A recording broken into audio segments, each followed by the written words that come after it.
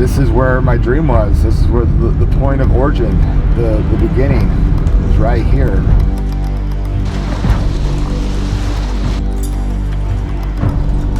All of a sudden you just disappeared in the fog, and then you're just gone.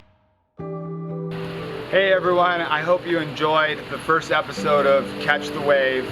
What an amazing time. This was all the way back in February 2021, where I had my dream in January, but I actually went and did it. And just to bring some context to this per paddle, first of all, you might think like, oh man, Chad does these wild adventures and he goes paddling all over the coast of California.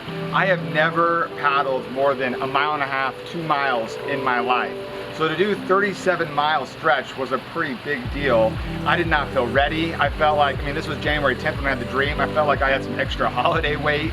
And so I didn't feel prepared. I didn't feel ready physically, but you know, it was something that I knew, like God gave me the dates when I woke up from my dream, February 2nd through the 6th.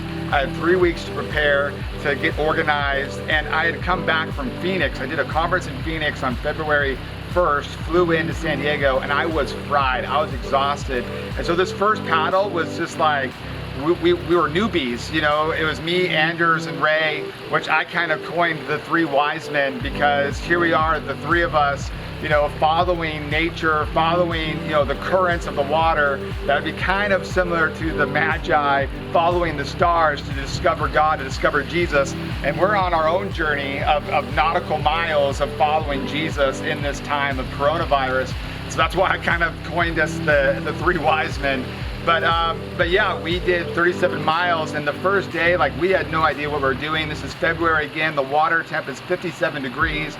We paddled, we probably fell in because we had really thin paddles, paddle boards, and really long, like Anders had a 14-foot paddle board, and we kept on falling in. We probably fell in over 80 times between the three of us. And what was another crazy thing is, this is day one of our per paddle, and it was so windy that we couldn't stay on our feet because we kept on falling in. So we had to go down to our knees.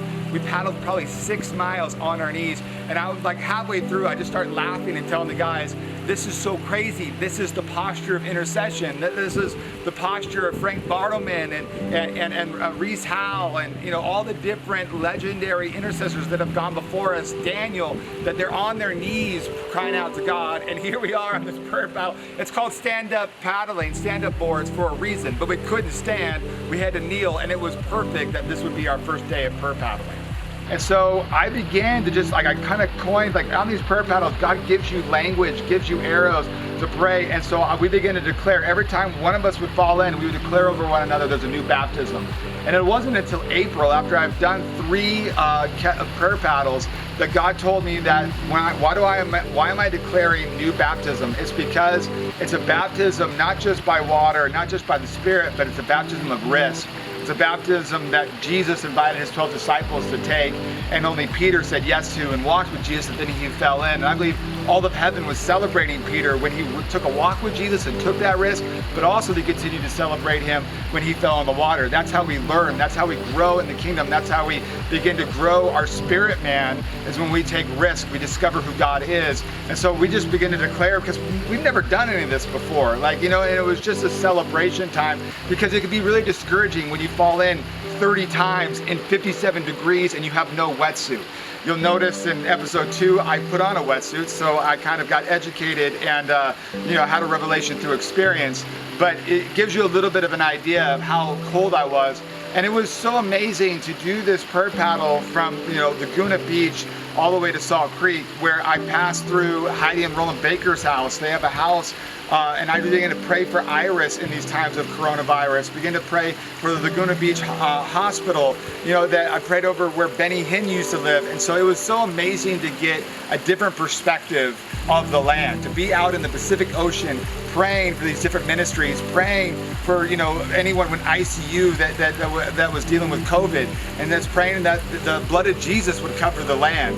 So, you know, that gives you a little bit of context. That's what we were going after, and it was a pretty amazing journey. Enjoy episode 2.